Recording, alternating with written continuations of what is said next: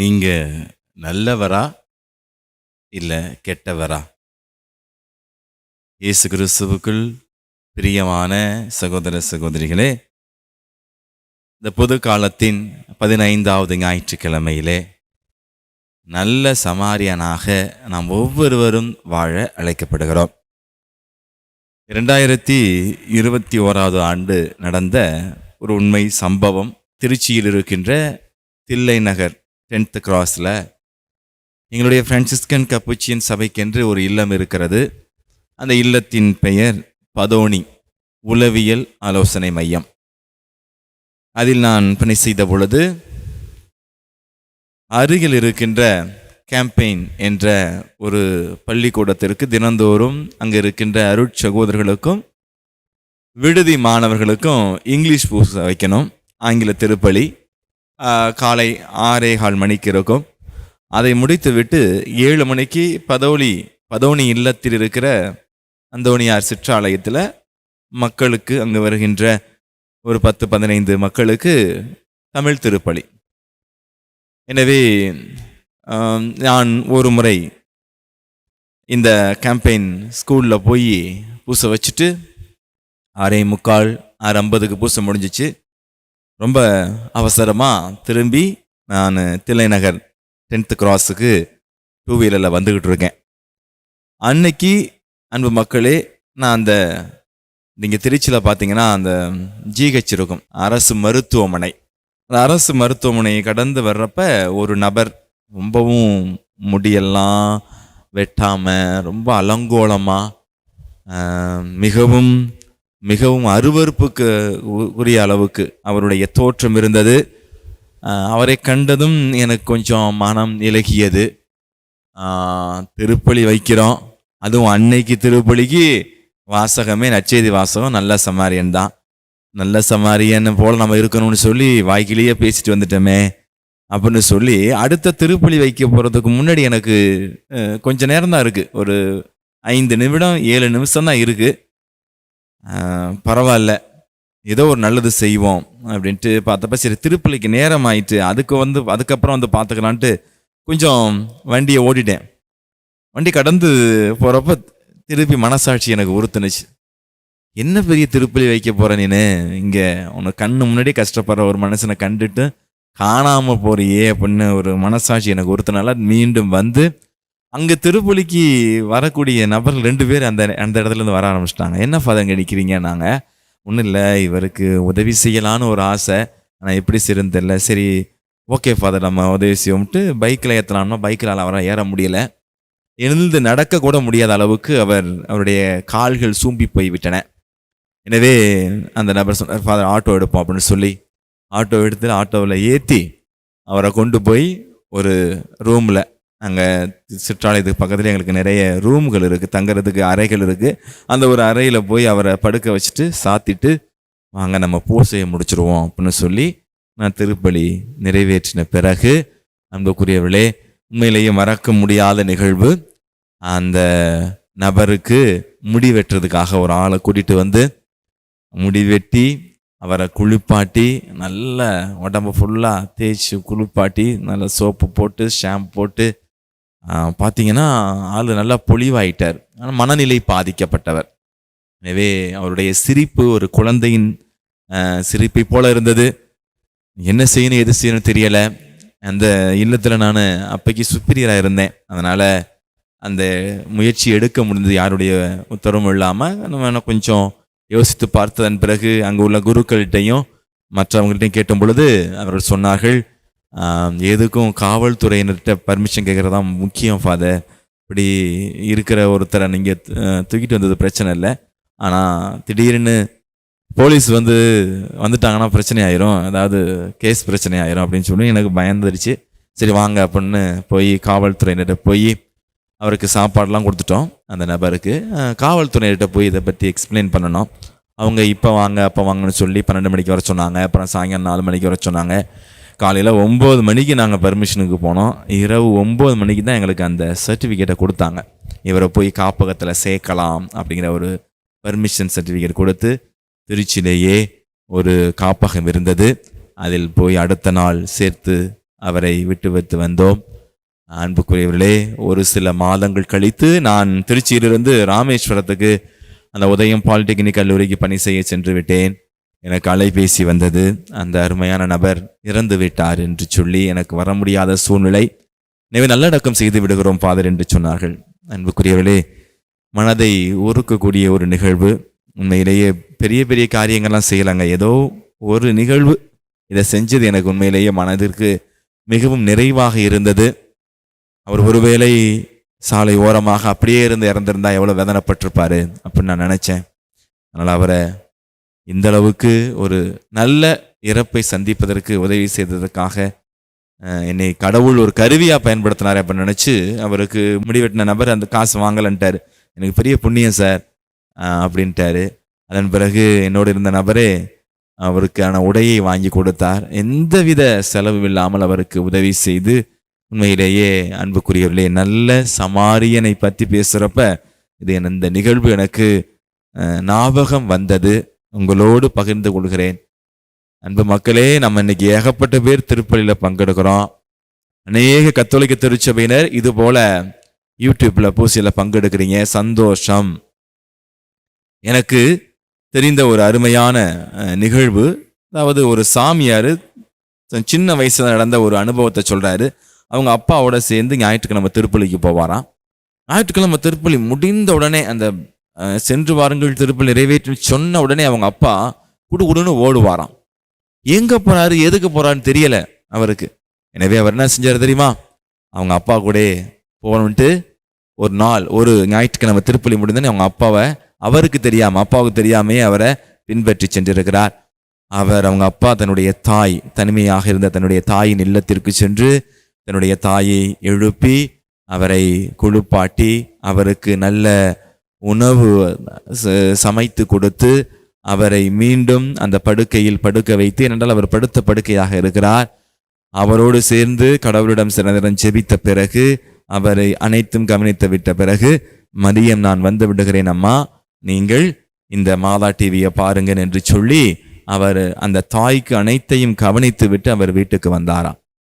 இதை கவனித்துக் கொண்டிருந்த அந்த குருவானவர் தன்னுடைய தந்தையிடம் கேட்டாராம், என்னப்பா திருப்பலியை முடிந்த உடனே இவ்வளவு சீக்கிரமா நீங்க இங்க வந்தீங்க, நானும் உங்களுக்கு தெரியாம நான் உங்களை பின்பற்றினேன், உங்களை ஃபாலோ பண்ணி வந்தேன், இது அம்மா நீங்க அம்மாச்சிக்கு செய்யறீங்க, சந்தோஷம், ஆனா திருப்பலி முடிந்த உடனே இந்த அளவுக்கு அவசரப்பட்டு வந்து செய்வதற்கு என்ன காரணம் என்று சொல்லும் பொழுது அவங்க அப்பா ரொம்ப அருமையா சொன்னாராம், I love the mass inside the church, but the real mass is something outside the church. நான் எனக்கு ஆலயத்தின் உள்ள நடைபெறும் திருப்பலியில் பங்கெடுப்பது எனக்கு மிகவும் பிடிக்கும். ஆனால் ஆலயத்தில் நாம் பங்கெடுக்கும் திருப்பலியின் முழு அர்த்தம், அதனுடைய முழுமை எங்கே அர்த்தம் பெறுகிறது என்றால், எங்கே முழுமை பெறுகிறது என்றால் என்னுடைய சேவையில் என்று சொன்னாராம். அன்புக்குரியவர்களே, இதுதான் இன்னைக்கு இந்த பொதுக்காலம் 15வது ஞாயிற்றுக்கிழமை திருப்பலியில பங்கெடுத்து கொண்டு இருக்கிற அனைவரும், இந்த காணொலியை பார்க்கிற அனைவரும், நீங்க அநேக பேருக்கு இதை சொல்லணும். ஆலயத்துக்குள்ள வந்து திருப்பலியில பங்கெடுத்து நற்கருணை உட்கொள்வது நல்லதுதான், திருப்பலியில் பங்கெடுப்பது ஆசீர்வாதம் மிக்கது தான். ஆனால் அந்த திருப்பலியின் உண்மை அர்த்தம் எங்கே மறைந்திருக்கிறது என்றால், நாம் செய்யும் சேவை, அந்த ஆலயத்தை விட்டு வெளியில் சென்று நாம் செய்யும் சேவையில் இருக்கிறது. அப்படி பார்க்கையில் ஒரு அருமையான திருப்பலியை இந்த சமாரியன் நிறைவேற்றி இருக்கிறார். விவிலிய அறிஞர்கள் என்ன சொல்றாங்க தெரியுமா, இந்த நல்ல சமாரியன் ஓமையை இயேசுவின் மீட்பு திட்டத்திற்கு ஒப்புமைப்படுத்துகிறார்கள். இயேசு கிறிஸ்து அந்த நல்ல சமாரியனாக விண்ணகத்திலிருந்து மண்ணகம் நோக்கி வருகிறார். எதற்காக?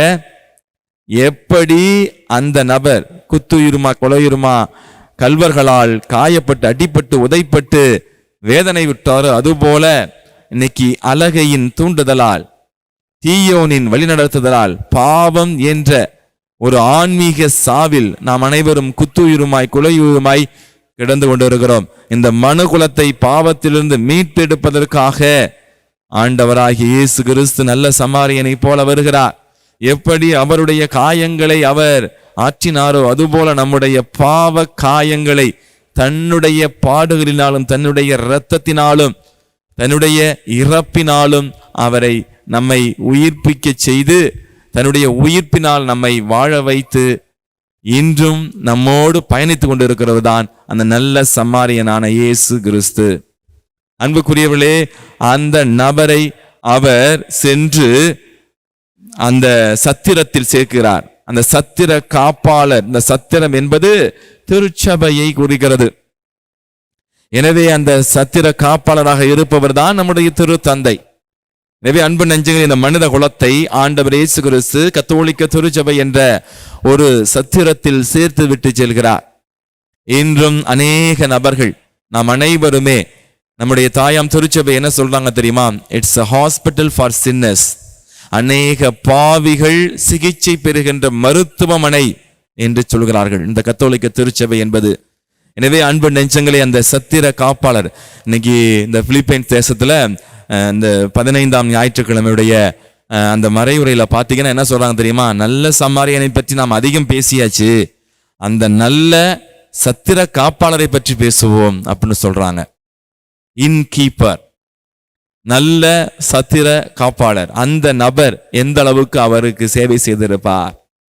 அவர் பணத்துக்காக செஞ்சாரோ அதுக்காக இல்லையோ, ஆனால் அவருடைய அந்த அணுகுமுறை எப்படி இருந்திருக்கும், அதைதான் இன்றைய 14ஆம் லியோ என்ற நம்முடைய திருத்தந்தை செய்து கொண்டிருக்கிறார்கள். அவர் வழியாக கர்தினார்கள், ஆயர்கள், குருக்கள், கன்னியர்கள், இறை மக்கள் எல்லோரும் சேர்ந்து இந்த தாயாம் திருச்சபை என்கிற அந்த சத்திர காப்பகத்தை, அந்த சத்திரத்தை நடத்தி வருகிறோம். அது ஒரு மருத்துவமனையாக இருக்கிறது. அநேக பாவிகள் வந்து அங்கே இங்கு வந்து இந்த தாயாம் திருச்சபையில் வந்து இணைந்தார்கள் என்றால் அவர்கள் சுகம் பெறுவார்கள், புண்ணிய வாழ்க்கை வாழத் தொடங்கி விடுவார்கள். அன்பு நெஞ்சங்களே, இந்த உவமையில முதல் நபர் வர்றாரு பார்த்தீங்களா? குரு. ஒரு குரு முதலில் வருகிறார். அவர் ஆலயத்தில் பணி செய்கின்றவர். ஏன் அவர் விலகி சென்றார் என்றால், எண்ணிக்கை புத்தகத்தில் 19ஆவது அதிகாரம் 11ஆவது வசனத்தில் பார்க்கிறோம், மனிதர் பிணத்தை தொடுபவன், மனித பிணத்தை தொடுபவன் எவனும் 7 நாட்களுக்கு தீட்டுப்பட்டிருப்பான். எனவே இந்த குருவானவர் என்ன நினைத்து விட்டார் என்றால், இந்த அடிபற்றி கொண்டிருக்கிற நபர் இறந்து விட்டார் என்று நினைத்து விட்டார், செத்தே போயிட்டார் நினைச்சிட்டார். அதனால இவனை போய் நம்ம தொட்டோம்னா 7 நாளைக்கு நமக்கு பிசினஸ் இருக்காது, 7 நாளைக்கு நமக்கு வேலை இருக்காது, 7 நாளைக்கு நமக்கு சம்பளம் கிடைக்காது என்று சொல்லி தன்னுடைய நிலையை உணர்ந்து இந்த நபர் இறந்து போய்விட்டார் என்று சொல்லிதான் அவர் விலகி போடுகிறார். 2வது நபர் வருகிறார், லேவியர் வருகிறார். இந்த லேவியர் ஏன் சற்று கொஞ்சம் நடந்து போறார், அருகில் போகிறார்.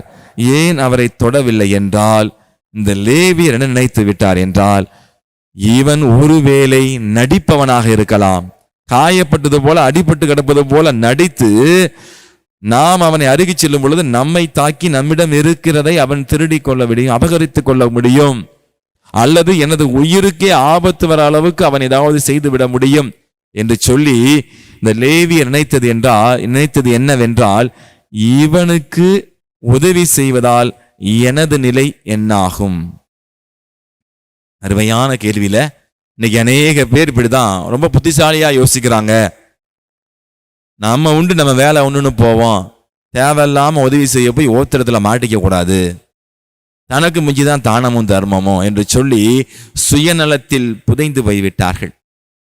அன்பு மக்களே, இந்த நபர் கேட்ட கேள்வி இது. ஆனால் 3வது நபர் நல்ல சமாரியன் என்ன கேள்வி கேட்டார் தெரியுமா? அவரை பார்த்ததும் அவர் கேட்ட கேள்வி, இவனுக்கு நான் உதவி செய்யவில்லை என்றால் இவன் நிலை என்ன ஆகும், அவனுக்கு என்ன ஆகும்? நான் ஒருவேளை உதவி செய்யாமல் போய்விட்டால் அவனுக்கு என்ன ஆக வேண்டும் என்று நினைத்தாரே தவிர எனக்கு என்ன ஆகும் என்று தன்னை பற்றி சுயநலத்தோடு அவர் சிந்திக்கவில்லை. எனவே உண்மையை சொல்ல போனால் நல்ல சமாரியனுக்கு கண்டிப்பாக தெரிந்திருக்கும், அந்த நபர் அடிபட்டு இருக்கிறார். ஒருவேளை அவர் நடிப்பவராக கூட இருக்கலாம், ஒருவேளை அவர் இறந்து போய் கூட இருக்கலாம். ஆனால் அதையெல்லாம் அவர் சிந்திக்க நேரம் இல்லாமல், அன்புக்குரியவர்களே, அவர் உடனே சென்று உதவி செய்ததற்கு காரணம் அவரிடம் இருந்த அந்த கடவுளின் மனப்பாங்கு, இயேசு கிறிஸ்துவின் மனநிலை. வாடிய பயிரை கண்ட போதெல்லாம் வாடினேன் என்று சொல்லி தன்னுடைய உயிரையும் பணயம் வைத்து அவர் என்ன செய்கிறார்? அந்த நபருக்கு உதவி செய்ய செல்கிறார். இந்த நல்ல சமாரியனை போல இன்று நீங்களும் நானும் உதவி செய்ய தயாராக இருக்கிறோமா?